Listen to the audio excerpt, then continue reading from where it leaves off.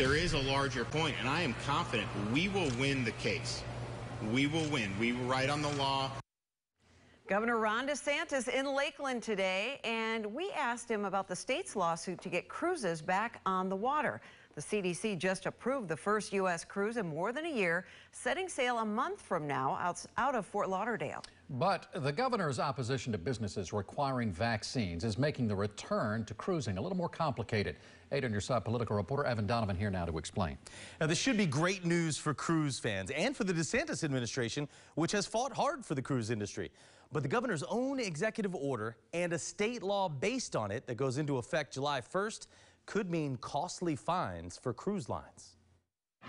I've been waiting, it's been about 16 months since I was on my last cruise. Stuart Chiron is better known as the cruise guy. He's been on nearly 300 cruises, an industry expert for decades. While the CDC requires cruises that stop in America to have vaccinated crew and passengers, cruise lines have been stopping in other cities around the world without vaccinations for months. Europe, Asia, South Pacific, they've had over 450,000 people sail by this point with fewer than 50 cases of COVID. On Wednesday, the CDC authorized a celebrity cruise out of Fort Lauderdale, the first cruise out of America since the CDC effectively shut down the cruise industry in March of last year, eventually leading the state of Florida to sue the CDC to get cruises back on the water. You cannot have just some bureaucracy that doesn't have the legal authority to do this, claim an emergency, and then shut down commerce. The CDC allows cruise lines to begin sailing with paying passengers again if nearly all of them and the crew are vaccinated. But requiring vaccinations violates the governor's executive order, and on July 1st,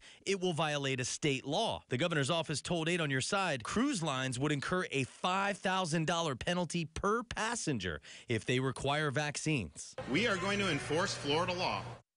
And that Florida law means $5 grand per passenger. Florida's lawsuit against the CDC is in court-ordered mediation, and we just found out a few minutes ago from court filings that mediation will be continued into next week. Keith, Stacy?